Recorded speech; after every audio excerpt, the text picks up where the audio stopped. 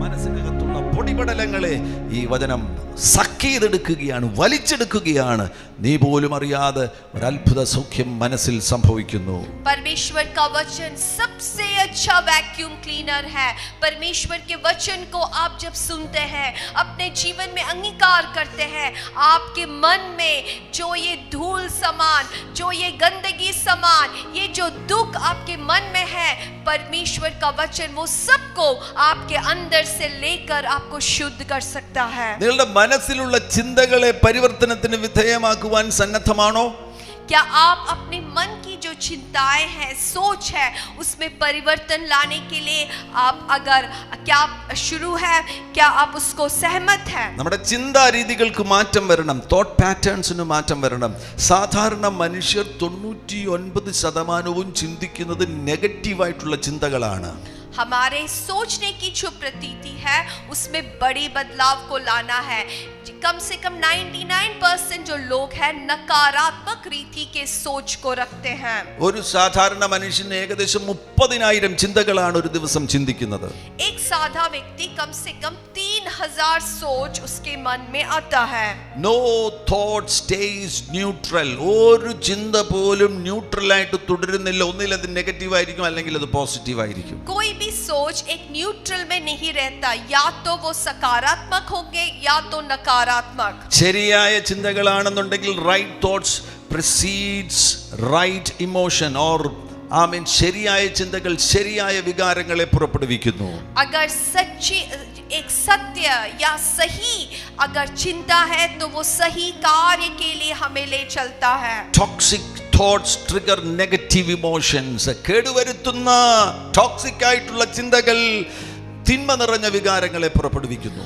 अगर जहरीले चिंता है तो आपके शरीर में भी वो जहरीले चीजों को उत्पन्न करता है. നിങ്ങൾ നെഗറ്റീവായിട്ട് ബാഡ് ആയിട്ടുള്ള തോട്ട്സ് കൊണ്ട് നടക്കുന്ന വ്യക്തികളാണെങ്കിൽ ഒരു കാര്യം മനസ്സിലാക്കുക, the bad thought can get worse. അത് കുറെ മുന്നോട്ട് പോകുമ്പോൾ കൂടുതൽ കൂടുതൽ വേഴ്സ് ആയി മാറും, കൂടുതൽ കൂടുതൽ മോശമായി മാറും. आप नकारात्मक सोच को लिए हुए हैं तो आप ध्यान दीजिए, क्योंकि दिन बढ़ते ही ये नकारात्मक सोच में आप रहेंगे तो और वो खराब होते रहेगा. എന്നാൽ the good thought can get better. നിങ്ങൾ നല്ല ചിന്തകളുള്ള വ്യക്തിയാകുന്നുവെങ്കിൽ ദിനങ്ങൾ മുന്നോട്ട് പോകുമ്പോൾ നിങ്ങളുടെ നല്ല ചിന്തകൾ കൂടുതൽ ബെറ്റർ ആകുവാൻ തുടങ്ങും, കൂടുതൽ ബെറ്റർ ആകുവാൻ തുടങ്ങും. നിങ്ങളുടെ തിങ്കിങ് പാറ്റേൺ തന്നെ കൂടുതൽ ബെറ്റർ ആകുവാൻ തുടങ്ങും. लेकिन अगर आपके सकारात्मक सोच है, आप अच्छी बातों को सोचते हैं, तो जैसे जैसे दिन बीतते हैं आपका सोचने का तरीका भी बहुत अच्छा होगा. റിസർച്ച് നടത്തുന്നവർ പറയുന്നത് നമ്മുടെ ചിന്തകൾക്ക് നമ്മുടെ DNA-യിലുള്ള ജീൻസിനെ പോലും മാറ്റുവാൻ കഴിയുമെന്നാണ്. Research shows that our thinking affects our genes, our perception and life. और जो रिसर्च करते हैं उनका कहना है कि हमारी जो सोच है इसको हमारी जीन के, हमारे कोशिकाओं के ऊपर भी बड़े संभावना है. And they say that it can remodel our genes. നമ്മുടെ ജീൻസിനെ പോലും റീമോഡൽ ചെയ്യുവാൻ കഴിയുന്നതാണ് ചിന്തകൾ എന്ന് പറയുന്നത്. और रिसर्च जो करते हैं उनका कहना है कि हमारी चिंता, हमारी जो जीन्स होते हैं उसको रीमॉडल भी कर सकते हैं. ചിന്തകൾക്ക് മാറ്റം വരുത്തുക. ചിന്തിച്ചു കൊണ്ടിരുന്നാൽ, നെഗറ്റീവായിട്ടുള്ള കാര്യങ്ങൾ ചിന്തിച്ചു കൊണ്ടിരുന്നാൽ മതി, നീ ഒന്നും ചെയ്യാതെ തന്നെ നിന്റെ ശരീരത്തിന് കേടുവരുവാൻ തുടങ്ങും. तो आपको बहुत जरूरी है कि आपकी चिंताओं की रीति में बदलाव को लाए. आप अगर पूरे समय नकारात्मक रीति से सोचते हैं, ये बहुत बड़ी संभावना है कि आप बीमार हो सकते हैं. A negative or harmful thinking pattern, if indulged over a period of time, can actually cause disorder in the production of hormones from pituitary gland. और बहुत समय तक आप नकारात्मक रीति में अगर सोचते हैं, बड़ी संभावना है कि आपके शरीर में बुरे हार्मोन्स को पिट्यूटरी ग्लैंड्स उसको प्रोड्यूस करे, उत्पन्न करे. സദൃശവാക്യം 23:7 ഇംഗ്ലീഷിൽ ഇങ്ങനെ വായിക്കുന്നു, as man thinks in his heart, so is he. और हम प्रोवर्ब्स में देख सकते हैं उसका 23:7 में, जैसा एक मनुष्य सोचता है वैसा वो है. നിങ്ങൾക്കൊരു ആന്തരിക സൗഖ്യം വേണോ? ചിന്തകൾക്ക് മാറ്റം വരുത്തുക. अगर आप आपको एक आंतरिक चंगाई की जरूरत है। आपको करना क्या है? आपके चिंताओं में परिवर्तन लाना है। ഇത്തരത്തിൽ ചിന്തിക്കുന്നവർ കള്ളങ്ങൾ വിശ്വസിക്കുവാൻ സാധ്യതയുണ്ട്. जो लोग नकारात्मक सोचते हैं, बहुत सारे झूठ को वो विश्वास करते हैं। ചില കള്ളങ്ങൾ അവർ വിശ്വസിക്കുന്ന ചില കള്ളങ്ങളാണ് ഞാനൊരു പരാജയമാകുന്നു, ഐ ആം എ ഫെയിലിയർ. और बहुत से लोग हैं जो ऐसे झूठ को वो विश्वास करते कि मैं एक असफल व्यक्ति हूँ। മറ്റൊരു കള്ളം അവർ ചിന്തിക്കുന്നു God doesn't love, ദൈവം എന്നെ സ്നേഹിക്കുന്നില്ല. और दूसरा एक झूठ है जो लोग विश्वास करते हैं कि परमेश्वर भी मुझसे प्रेम नहीं करता। വേറൊരു കള്ളം I don't hear from God, ദൈവത്തിൽ നിന്ന് ഞാൻ കേൾക്കുന്നില്ല.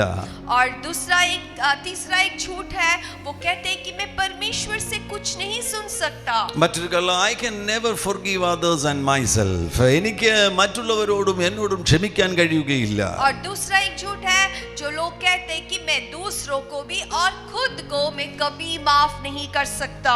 വേറൊരു കള്ളം not even God can help me, ദൈവത്തിന് പോലും എന്നെ സഹായിക്കാൻ കഴിയത്തില്ല. और एक झूठ लोग विश्वास करते हैं, वो ऐसे विश्वास करते हैं कि परमेश्वर भी मेरा सहायता नहीं कर सकता। പ്രിയമുള്ളവരെ, ഇത്തരത്തിലുള്ള നൂറുകണക്കിന് കള്ളങ്ങൾ പലരും വിശ്വസിക്കുന്നുണ്ട്. मेरे प्रियो, ऐसे हजार हजार झूठ कई लोग विश्वास करते हैं। നിങ്ങളുടെ ജീവിതത്തിൽ വളരെ നാളുകൾ പ്രാർത്ഥിച്ചിട്ടും ഇന്നും പല കാര്യങ്ങൾക്കും വിടുതൽ ലഭിക്കാതിരിക്കുന്നതിന്റെ പിന്നിലെ പ്രധാനപ്പെട്ട ഒരു പ്രശ്നം എന്ന് പറയുന്നത് നിങ്ങളുടെ ചിന്താ രീതി വചനപ്രകാരമല്ല, നിങ്ങൾ കള്ളങ്ങൾ വിശ്വസിക്കുന്നു. आप बहुत प्रार्थना करते हैं लेकिन आपके प्रार्थनाओं का फल आपको नहीं मिलता। इसका कारण क्या है? क्योंकि आप बहुत सारे झूठ को विश्वास किए हुए हैं। കള്ളങ്ങളുടെ അപ്പൻ എന്ന് പറയുന്നത് പിശാചാണ്. നിങ്ങൾ കള്ളം വിശ്വസിക്കുന്നുവെങ്കിൽ കള്ളങ്ങളുടെ അപ്പനാകുന്ന പിശാചിന് നിങ്ങൾ സ്ഥലം കൊടുത്തിരിക്കുകയാണ്. झूठ का पिता है शैतान। अगर आप झूठ को विश्वास करते हैं, आपको समझना है कि आप शैतान को अपने मन में स्थल दिया है। യോഹന്നാന്റെ സുവിശേഷം 8:44 യേശു ഇങ്ങനെയാണ് പറയുന്നത്. അവനെ കുറിച്ച് പറയുമ്പോൾ നിങ്ങൾ പിശാച് എന്ന പിതാവിന്റെ മക്കൾ, അവനെ കുറിച്ച് പറയുമ്പോൾ അവസാന ഭാഗത്ത് അവൻ ഭോഷ്ക് പറയുന്നവനും അതിന്റെ അപ്പനുമാകുന്നു. പിശാചാരാണ്? അവൻ ഭോഷ്ക് പറയുന്നവനും അതിന്റെ അപ്പനുമാകുന്നു. और यूहन्ना 8 में हम देख सकते हैं यीशु मसीह कहता है कि शैतान वो कौन है? वो झूठ बोलने वाला का पिता है। കള്ളങ്ങൾ തകരണമെന്നുണ്ടെങ്കിൽ സത്യം ദൈവത്തിന്റെ വചനമാകുന്നു. വചനം കൊണ്ട് കള്ളങ്ങളെ തകർക്കണം. अगर आपके जीवन के जो झूठ है, अगर उसको तोड़ना है, बहुत जरूरी है परमेश्वर के वचन जो सत्य है उससे ही झूठ को तोड़ सकते हैं। യോഹന്നാൻ 17:17 യേശു പറഞ്ഞു വചനം സത്യമാകുന്നു. ആ സത്യം കൊണ്ട്, ആ വചനം കൊണ്ട് കള്ളങ്ങളെ തകർക്കുക. നിങ്ങളുടെ ഉള്ളിൽ ഒരു കള്ളം ഉയർന്നു വരുമ്പോൾ വചനം പറഞ്ഞതിനെ തകർക്കുക. यूहन्ना 17 में यीशु मसीह ने कहा है कि सत्य के द्वारा हम हर एक झूठ को तोड़ सकता है। सत्य क्या है? सत्य परमेश्वर का वचन है। ഇത്തരത്തിലുള്ള ചിന്തകൾക്ക് കോട്ടകളായി തീരുവാൻ ഒരു സാധ്യതയുണ്ട്. और इस प्रकार की जो सोच है, इसको एक गढ़ बनने की बड़ी संभावना है। 2 കൊരിന്ത്യർ 10:3 പൗലോസ് പറയുന്നു, ഞങ്ങൾ ജഡത്തിൽ സഞ്ചരിക്കുന്നവർ എങ്കിലും ജഡപ്രകാരം പോരാടുന്നില്ല. ഞങ്ങളുടെ പോരിന്റെ ആയുധങ്ങളോ ജഡീകങ്ങളല്ല, കോട്ടകളെ ഇടിപ്പാൻ ദൈവസന്നിധിയിൽ ശക്തിയുള്ളവ തന്നെ. അവയാൽ ഞങ്ങൾ സങ്കല്പങ്ങളും ദൈവത്തിന്റെ പരിജ്ഞാനത്തിന് വിരോധമായി പൊങ്ങുന്ന എല്ലാ ഉയർച്ചയും ഇടിച്ചു കളഞ്ഞ് ഏതു വിചാരത്തെയും ക്രിസ്തുവിനോടുള്ള അനുസരണത്തിനായിട്ട് പിടിച്ചടക്കി. और 2 कोरिन्थियों उसका 10वां अध्याय उसका 3 से लेकर 5 तक जो पद है, वहां पर पौलुस इस प्रकार से कहते हैं कि यद्यपि हमारे शरीर में हम चलते हैं, तथापि हम शरीर के अनुसार नहीं युद्ध करते, क्योंकि हमारा युद्ध के हथियार शारीरिक नहीं परंतु गढ़ों को खोदने के लिए और ईश्वर के सामर्थ्य से परिपूर्ण है। हम परमेश्वर के ज्ञान के विरुद्ध उठने वाली कल्पनाओं प्रत्येक अवरोध का खंडन करते हैं। പൗലോസ് ഇവിടെ പറയുന്ന ഈ യുദ്ധം നടക്കുന്നത് എവിടെയാണ്? മനുഷ്യന്റെ മനസ്സിലാണ്. पौलुस जो यहाँ पर युद्ध हो रहा है, इसके बारे में जो कहा, ये युद्ध कहाँ हो रहा है? ഈ യുദ്ധത്തിന്റെ ഭാഗമായിട്ടാണ് പിശാച് മനസ്സിനകത്ത് കോട്ടകൾ കെട്ടുന്നത്. और ये युद्ध के कारण शैतान हमारे मनों में गढ़ को बनाता है। എങ്ങനെയാണ് ഈ കോട്ടകൾ ഉണ്ടാകുന്നത് എന്ന് ഇവിടെ നിന്ന് നമുക്ക് മനസ്സിലാക്കുവാൻ കഴിയുന്നു. അതിന്റെ ആരംഭം എന്ന് പറയുന്നത് ചിന്തയാണ്.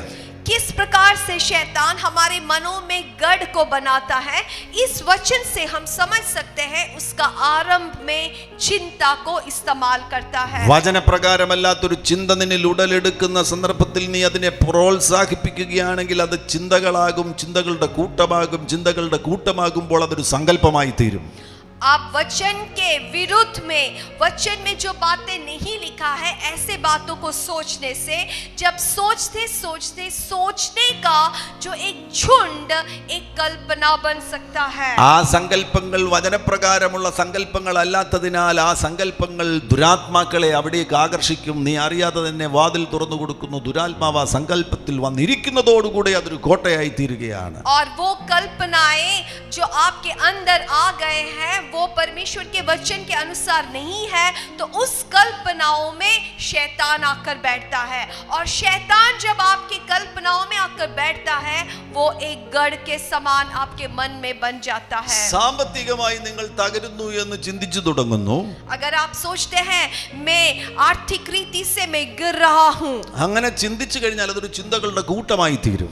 आप जब ऐसे सोचते रहते हैं, वो सोच का एक समूह, एक झुंड बन जाता है. ഞാൻ എൻ്റെ കുടുംബത്തെ എങ്ങനെ പോറ്റും, എനിക്കൊരു വീട് പണിയുവാനൊക്കുമോ, പല ചിന്തകൾ വരുമ്പോൾ അതൊരു ചിന്തകളുടെ കൂട്ടമാകുന്നു. ഈ ചിന്തകളെല്ലാം ദൈവജനത്തിൽ പറഞ്ഞിരിക്കുന്ന സത്യത്തിന് വിരുദ്ധമാകുന്ന കാര്യങ്ങളാണ്. आप ऐसे सोचते हैं मेरे पास पैसे नहीं है, मैं घर को कैसे बनाऊंगा, मेरे घर को मैं कैसे संभालूंगा, ऐसे सोच आकर वो सोच का एक झुंड बन जाते हैं.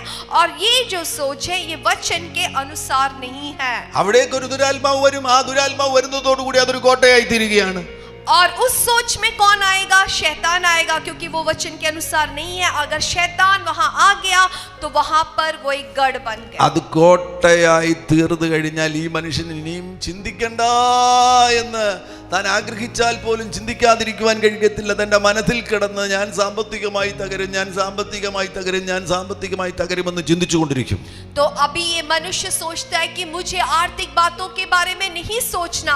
वो ऐसे सोचने से भी उससे नहीं होगा, क्योंकि वो गढ़ बन गया है. वो बार बार यही सोचता है, अब मेरे आर्थिक समस्याओं का मैं क्या करूं. ചിന്തകൾ വരുത്തുന്ന അപകടത്തെക്കുറിച്ച് നിങ്ങൾ മനസ്സിലാക്കുക. आपके मन में जो सोच है, चिंता है, कितना खतरनाक है आपको समझना ഈ है. ശബ്ദം കേട്ടുകൊണ്ടിരിക്കുമ്പോൾ തന്നെ ഏതെങ്കിലും കോട്ടകൾ ഉണ്ടെങ്കിൽ യേശുവിൻ നാമത്തിൽ ആ കോട്ടകളെ ഇടിച്ചു കളയണം. आप जब ये आवाज को सुनते हैं, अगर आपके मन में किसी भी रीति के गढ़ है, यीशु मसीह के नाम से वो गढ़ को तोड़ना है. പൗലോസ് അതാണ് ഇവിടെ പറയുന്നത്. ഞങ്ങളുടെ പോരിന്റെ ആയുധങ്ങൾ ജഡികങ്ങളല്ല, കോട്ടകളെ ഇടിപ്പാൻ ദൈവസന്നിധിയിൽ ശക്തിയുള്ള ആയുധങ്ങളാണ്. वही पौलुस यहाँ पे कहता है, हमारी जो आयुध है, हमारी जो हथियार है, वो शारीरिक नहीं, लेकिन ऐसे हमारे हथियार दिया है जो गढ़ को खत्म कर सकता है. ഇന്ന് ഞങ്ങൾ ശുശ്രൂഷിക്കുമ്പോഴും അതേ ആയുധങ്ങളോടുകൂടിയാണ് ഞങ്ങൾ ശുശ്രൂഷിക്കുന്നത്. നിങ്ങളുടെ മനസ്സിനകത്ത് കോട്ടകളുണ്ടെങ്കിൽ ഇപ്പോൾ വിശ്വസിക്കുകയാണെങ്കിൽ യേശുക്രിസ്തുവിൻ നാമത്തിൽ ആ കോട്ടകളുടെ ലാസ്റ്റ് ഡേ ആണ്. ആ കോട്ടകൾ ഇടിഞ്ഞു പോകും. और जब हम सेवकाई करते, आप विश्वास करें, हम भी उस हथियार को इस्तेमाल कर सेवकाई कर रहे हैं. अगर आपके मन में शैतान ने गढ़ को रखा है, तो यीशु मसीह के नाम से प्रभु वो गढ़ को तोड़ रहा है. പിശാചിന് കോട്ട കെട്ടാനുള്ളതല്ല നിന്റെ മനസ്സ്. शैतान को गढ़ बनाने का एक जगह नहीं है तुम्हारा मन. പരിശുദ്ധാത്മാവിന്റെ വാസസ്ഥലമാണ് നിന്റെ മനസ്സ്. पवित्र आत्मा का मंदिर है तुम्हारा मन. ഇടിച്ചു കളയുക അതിനെ. इसलिए हर एक गढ़ को तोड़ डाले. ഇടിച്ചു കളഞ്ഞാൽ ഒരു കാര്യം ഓർത്തുകൊള്ളണം. അടുത്ത പ്രാവശ്യം അതേ ചിന്ത പിന്നെയും വരികയാണെങ്കിൽ ആ ചിന്തയെ പിടിച്ചതിന് ശേഷം കാൽ കീഴെയാക്കണം. अगर आप उस गढ़ को तोड़ सकते हैं, अगला बार जब वो सोच आएगा, आप उस सोच को पकड़कर अपने पैरों के नीचे दबा देना है. അതാണ് പൗലോസ് പറയുന്നത്. അവയാൽ ഞങ്ങൾ സങ്കല്പങ്ങളും ദൈവത്തിന്റെ പരിജ്ഞാനത്തിന് വിരോധമായി പൊങ്ങുന്ന എല്ലാ ഉയർച്ചയും ഇടിച്ചു കളഞ്ഞ് ഏതു വിചാരത്തെയും, മലയാളത്തിൽ എഴുതിയിരിക്കുന്ന ഇംഗ്ലീഷിൽ തോട്ടെന്നാണ്, ഏതു തോട്ടിനെയും ക്രിസ്തുവിനോടുള്ള അനുസരണത്തിനായിട്ട് പിടിച്ചടക്കി. और इसी के बारे में पौलुस यहाँ पे लिखता है कि हर एक कल्पनाओं को, प्रत्येक जो अवरोध जो परमेश्वर के वचन के विरुद्ध आते हैं, उसको हम यीशु मसीह के अधिकार में बना लेते हैं. ആമേൻ. നിന്റെ മനസ്സിനെ ഈ നിലയിൽ വചനപ്രകാരം സൂക്ഷിക്കണമെന്ന് നിനക്ക് ആഗ്രഹമുണ്ടെങ്കിൽ വചനം ധ്യാനിക്കുവാൻ പരിശീലിക്കുക. Meditation of the word of God ആണ് മനസ്സിന്റെ സംരക്ഷണത്തിനുള്ള മരുന്ന്. अगर आप अपने मन को इस रीति से उसको संभालना चाहते हैं तो उसका सबसे बड़ा उपाय है कि परमेश्वर का वचन का मनन करें. Read the word of God, hear the word of God, meditate the word of God, confess the word of God, obey the word of God. ദൈവത്തിന്റെ വചനം വായിക്കുക, ദൈവത്തിന്റെ വചനം കേൾക്കുക, ദൈവത്തിന്റെ വചനം ധ്യാനിക്കുക, ദൈവത്തിന്റെ വചനം ഏറ്റുപറയുക, ദൈവത്തിന്റെ വചനം അനുസരിക്കുക.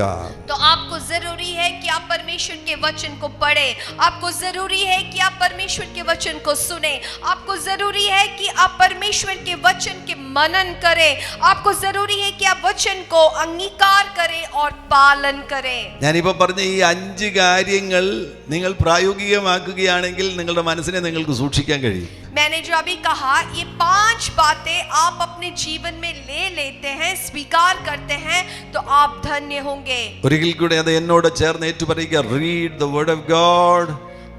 आप मेरे साथ इस प्रकार से कहे, read the word of God. Yes, read the word of God. Read the word of God. Hindi में. आप वचन को पढ़े. Yes, hear the word of God. परमेश्वर के वचन को सुने. Meditate the word of God. परमेश्वर के वचन का मनन करें. Confess the word of God. परमेश्वर के वचन का अंगीकार करें. ഇത്രയും കാര്യങ്ങൾ, ഈ 4 കാര്യങ്ങൾ യാഥാർത്ഥ്യമാകുകയാണെങ്കിൽ അഞ്ചാമത്തെ കാര്യം സ്വാഭാവികമായിട്ടും സംഭവിക്കും. Obey the word of God. You will obey the word of God. നീ ദൈവത്തിന്റെ വചനം അനുസരിക്കും. और ये 4 कार्य आप करते हैं तो 5वां कार्य वो ऑटोमेटिकली आप करेंगे. आप जरूर परमेश्वर के वचन का पालन करोगे. യേശുയുടെ പുസ്തകം 1-ാം അധ്യായം 8-ാം വാക്യത്തിൽ യഹോവയാകുന്ന ദൈവം യോശുവോട് പറഞ്ഞു. योशुआ की किताब हम पहला अध्याय उसका 8वां पद में परमेश्वर योशुआ से कहता है, ഈ ന്യായപ്രമാണ പുസ്തകത്തിലുള്ളത് നിന്റെ വായിൽ നിന്ന് നീങ്ങിപ്പോകരുത്, അതിൽ എഴുതിയിരിക്കുന്നത് പോലെയൊക്കെയും പ്രമാണിച്ച് നടക്കേണ്ടതിന് നീ രാവും പകലും അത് ധ്യാനിച്ചു കൊണ്ടിരിക്കണം, എന്നാൽ നിന്റെ പ്രവൃത്തി സാധിക്കും, നീ കൃതാർത്ഥനായിരിക്കും. കൃതാർത്ഥനായിരിക്കും എന്ന് പറയുമ്പോൾ അവിടെ പറഞ്ഞിരിക്കുന്ന നിന്റെ പ്രവൃത്തി സാധിക്കും, സക്സസ്ഫുൾ ആയി തീരുകയാണ്, നീ പ്രോസ്പർ ആയി തീരുകയാണ്.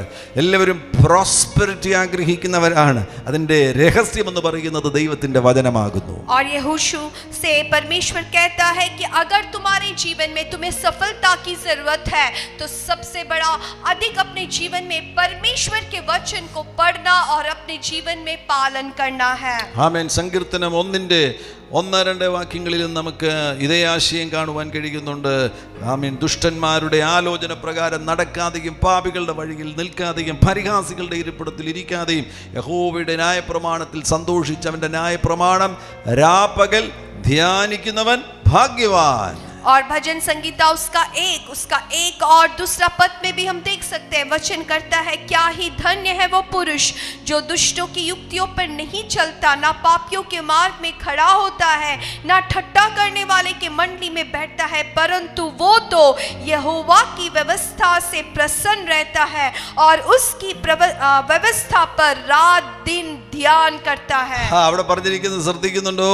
രാപ്പകൽ ധ്യാനിക്കുക. അങ്ങനെയെങ്കിൽ നിങ്ങൾ ഉറങ്ങാൻ കിടക്കുമ്പോൾ ഓർത്തുകൊള്ളണം, ആ രാത്രിയിൽ നിങ്ങൾ ഉറങ്ങുമ്പോൾ നിങ്ങളുടെ ഉള്ളിൽ വചനം കറങ്ങിക്കൊണ്ടിരിക്കും. അതിന് നിങ്ങൾ സഹായകരമായി ചെയ്യേണ്ടത് ഉറങ്ങാൻ കിടക്കുന്ന സമയത്ത് വചനം ധ്യാനിച്ചുകൊണ്ട് ഉറങ്ങണം. तो आप वो वचन में देखिए, वचन में लिखा है रात दिन वचन को वो ध्यान करता है. तो आप जब सोने जाते हैं, इसका अर्थ है सोने के समय भी आपके मन में वचन का चिंता करना है. आप सोने से पहले ही एक वचन का मनन करना है. ആ വചനം നിങ്ങൾ ധ്യാനിച്ചുകൊണ്ട് ഉറങ്ങുകയാണെങ്കിൽ ആ രാത്രിയിൽ ഉറക്കത്തിലും അറിയാതെ നിങ്ങൾ വചനം ധ്യാനിച്ചുകൊണ്ടിരിക്കും. आप उस वचन को सोचते हुए अगर सोते हैं, आप सोते समय भी आपका मन क्या होगा? आपका ये वचन को वो मनन कर रहा होगा. പലരുടെയും ബുദ്ധിമുട്ടെന്ന് പറയുന്നത് അവർ ഉറങ്ങാൻ കിടക്കുമ്പോൾ നാളത്തെ കാര്യം എങ്ങനെയാകും, ഇന്നലത്തെ കാര്യം എന്താകും, ഈ കാര്യങ്ങളെല്ലാം ആവശ്യമില്ലാത്ത കാര്യങ്ങൾ ചിന്തിച്ചുകൊണ്ട് അവർ ഉറങ്ങാൻ തുടങ്ങുന്നു. അന്ന് രാത്രി പ്രേതത്തെ കാണുന്നു, ഭൂതത്തെ കാണുന്നു, കഴുത്തേൽ ആരാണ്ട് വന്ന് ഞെക്കുന്നു. എന്തുകൊണ്ടാണ്? ഉറക്കം തുടങ്ങുന്ന സമയത്ത് തന്നെ ചിന്തിക്കുന്നത് ആവശ്യമില്ലാത്ത കാര്യങ്ങളാണ്. कई लोग क्या करते हैं, वो सोने से पहले कल मैं कैसे करूंगा, कल की जो बातें हैं कैसा होगा, ये सब चिंता करते सोते हैं. तो वो सोने के समय वो क्या क्या देखते हैं? भूत को देखते हैं, वो देखते हैं कि कोई आकर उनका गले में पकड़ रहा है. इन सब बातों के बारे में सोचते हैं, क्योंकि सोने से पहले उसने नकारात्मक बातों को सोचा। ദൈവത്തിന്റെ വചനത്തിന് ഒന്നാം സ്ഥാനം കൊടുക്കുകയാണെങ്കിൽ, വചനം നിങ്ങൾ ധ്യാനിക്കുകയാണെങ്കിൽ അത്ഭുതം സംഭവിക്കുവാൻ പോകുന്നു. നിങ്ങളുടെ മനസ്സ് സൗഖ്യമാകുവാൻ പോകുന്നു. अगर आप परमेश्वर के वचन के लिए अपने जीवन में सबसे प्रधान स्थान देते हैं, पहला स्थान देते हैं, परमेश्वर के वचन के द्वारा आपके मन में बड़ी चंगाई को आप प्राप्त कर सकते हैं। ഞാൻ മുന്നോട്ട് പോകട്ടെ. ഈ പ്രാണനിൽ നമുക്കുള്ള മറ്റൊരു ഘടകമാണ്, പ്രധാനപ്പെട്ട ഘടകമാണ് വികാരങ്ങൾ എന്ന് പറയുന്നത്. मैं आगे चलने चाहता हूँ विषय में। ये जो प्राण है, इसमें अगला एक तल है जिसको भावनाएं कहते हैं. വികാരങ്ങൾ, നമുക്ക് വികാരങ്ങൾ അല്ലെങ്കിൽ അനുഭൂതികളുണ്ട്. എല്ലാ മനുഷ്യർക്കും വികാരങ്ങളുണ്ട്, എല്ലാ മനുഷ്യർക്കും ഇമോഷൻസ് ഉണ്ട്. हर एक मनुष्य के अंदर भावनाएं होते हैं, हर एक मनुष्य के अंदर एहसास होते हैं, अनुभूति होते हैं. A strong feeling deriving from one's circumstances, mood or relationship with others. हमारी परिस्थिति के उससे उत्पन्न होने वाली एक कठोर एहसास या अनुभूति को हम ഭാവനായി कह सकते हैं. യഥാർത്ഥത്തിൽ നമുക്ക് എങ്ങനെയാണ് വികാരങ്ങൾ ലഭിച്ചത്? ദൈവത്തിൽ നിന്നാണ് നമുക്ക് വികാരങ്ങൾ ലഭിച്ചത്. ये भावनाएं हमें कहां से मिला? ये जो भावना है परमेश्वर के स्वभाव से मिला. ദൈവത്തിന് വികാരങ്ങളുണ്ട്. परमेश्वर में भावनाएं हैं. ഉൽപ്പത്തി പുസ്തകം 1-ാമത്തെ അധ്യായത്തിലേക്ക് പോകുക. ഓരോ കാര്യങ്ങളും സൃഷ്ടിച്ചതിന് ശേഷം ദൈവം പറയുന്നു, നല്ലത്, It is good. और उत्पत्ति की किताब पहले अध्याय में आप देखेंगे, जो कुछ परमेश्वर बनाता है उसके बाद प्रभु कहता है कि वो अच्छा है, वो अच्छा है. ഉൽപ്പത്തി പുസ്തകം 1-ാമത്തെ അധ്യായത്തിൽ 7 പ്രാവശ്യമാണ് യേശു ആമേൻ. ഉൽപ്പത്തി പുസ്തകം 1-ാമത്തെ അധ്യായത്തിൽ കർത്താവ് 7 പ്രാവശ്യമാണ് നല്ലത് നല്ലത് എന്ന് പറഞ്ഞത്. और उत्पत्ति की किताब उसके जो पहले अध्याय में हम देख सकते हैं 7 बार ऐसा लिखा है, परमेश्वर कहता है कि अच्छा है, अच्छा है. അത് ദൈവത്തിന്റെ സന്തോഷത്തിന്റെ പ്രകടനമാകുന്നു. वहां पर परमेश्वर अपने आनंद को दिखा रहा है. കർത്താവിന് സന്തോഷമുണ്ട്. कितना खुशी है प्रभु हमें बनाकर. ആമേൻ. എഫേസ്യ ലേഖനം 4-ാം അധ്യായം 30-ാമത്തെ വാക്യത്തിൽ കാണാൻ കഴിയുന്നു. एफिसियों 4 उसका 30 में भी हम देख सकते हैं. പരിശുദ്ധാത്മാവിനെ ദുഃഖിപ്പിക്കരുത്. वहां लिखा है पवित्र आत्मा को दुखी नहीं करना. അതിന്റെ അർത്ഥം എന്താണ്? इसका अर्थ क्या है? പരിശുദ്ധാത്മാവ് ദുഃഖിക്കുവാൻ സാധ്യതയുണ്ട്. पवित्र आत्मा दुखी होने का संभावना നമ്മുടെ है. ചില പ്രവൃത്തികൾ മൂലം പരിശുദ്ധാത്മാവ് ദുഃഖിക്കുവാൻ സാധ്യതയുണ്ട്. हमारे कुछ कार्यों से पवित्र आत्मा को दुख पहुंच सकता है. ദുഃഖം ഒരു വികാരമാകുന്നു. ये जो दुख है वो एक भावना है. സന്തോഷം ഒരു വികാരമാകുന്നു. खुशी, आनंद वो एक भावना है. ദൈവത്തിൽ നിന്നാണ് നമുക്ക് വികാരങ്ങൾ ലഭിച്ചത്. परमेश्वर के द्वारा हमें भावनाएं मिले हैं. എന്നാൽ മനുഷ്യൻ വീണുപോയതോടുകൂടെ ഈ വികാരങ്ങളെല്ലാം കുഴഞ്ഞു മറിഞ്ഞു. അൺഹെൽത്തി ആയിട്ടുള്ള ഒരുപാട് ഇമോഷൻസ് മനുഷ്യനിൽ പ്രവേശിച്ചു. लेकिन मनुष्य ने जब पाप किया, बहुत सारे नकारात्मक बातें भी आकर ये सब पूरा गड़बड़ में पड़ गया. ഉൽപ്പത്തി പുസ്തകം 3-ാമത്തെ അധ്യായം അതിന്റെ 10-ാമത്തെ വാക്യത്തിൽ കാണാൻ കഴിയുന്നു. उत्पत्ति की किताब 3रा अध्याय उसका 10वां पद में हम देख सकते हैं. വീഴ്ച സംഭവിച്ചതിന് ശേഷം മനുഷ്യന്റെ പ്രതികരണമാണ്, തോട്ടത്തിൽ നിന്റെ ഒച്ച കേട്ടിട്ട് ഞാൻ നഗ്നനാകൊണ്ട് ഭയപ്പെട്ടൊളിച്ചു എന്ന് ആദം ദൈവത്തോട് പറയുന്നു.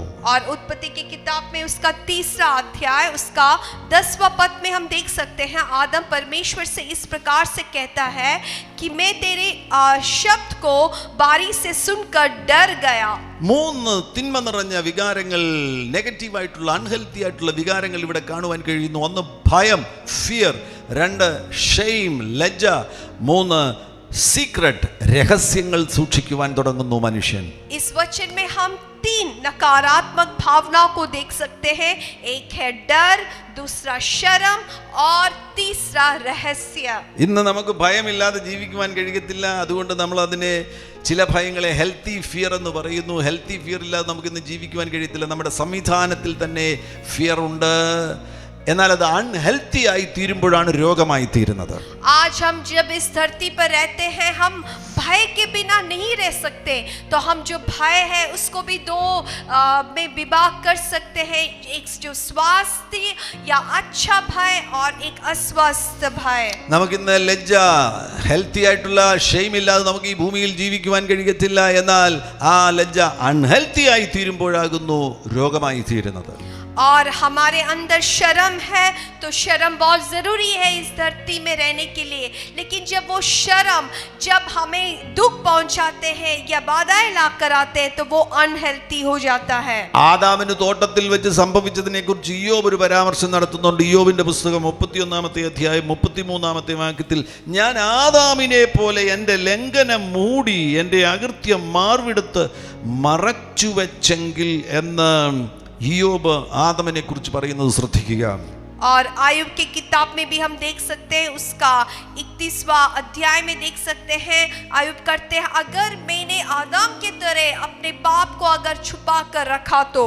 അപ്പോൾ മനുഷ്യൻ ഇന്ന് രഹസ്യങ്ങൾ സൂക്ഷിക്കുന്നവനാകുന്നു. അവൻ മറ്റാരും അറിയാത്ത ഒരുപാട് രഹസ്യങ്ങളുള്ള വ്യക്തിയാണ്. मनुष्य जो है बहुत रहस्यों को अंदर छुपा कर रहता है, दूसरे लोग नहीं जानते उनके बारे में, ऐसे कई रहस्यों को अपने अंदर रखते हैं. ഇത്തരത്തിലുള്ള ഒരുപാട് വികാരങ്ങൾ ഉള്ള വ്യക്തികളാകുന്നു നാം ഓരോരുത്തരും. നല്ല വികാരങ്ങളുമുണ്ട്. സന്തോഷം ഒരു നല്ല വികാരമാണ്, സ്നേഹം ഒരു നല്ല വികാരമാണ്. എന്നാൽ ഭയത്തെ തന്നെ ഹെൽത്തി അൺഹെൽത്തി എന്ന് തരംതിരിക്കേണ്ടതായിട്ടുണ്ട്. ഭയമുണ്ട്, നമുക്ക് കോപമുണ്ട്, നമുക്ക് നിരാശയുണ്ട്, നമുക്ക് യുഫോറിയ ഉണ്ട്, അമിതാഹ്ലാദമുണ്ട്, നമുക്ക് എക്സ്റ്റസി ഉണ്ട്. ഇങ്ങനെയുള്ള പലവിധമാകുന്ന വികാരങ്ങളുള്ളവരാകുന്നു നാം ഓരോരുത്തരും.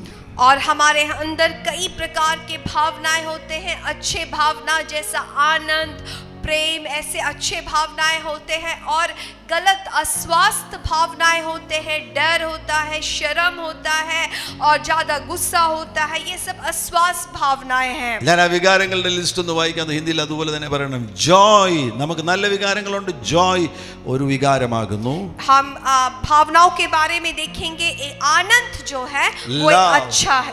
ലവ്, प्रेम, സാഡ്നെസ്, उदासी, ഡിസ്ഗസ്റ്റ് അല്ലെങ്കിൽ വെറുപ്പ്, नाराजगी, anger, गुस्सा, fear, डर, shame, शर्म, യൂഫോറിയ എന്ന് പറയുമ്പോൾ അമിതാഹ്ലാദം. और यूफोरिया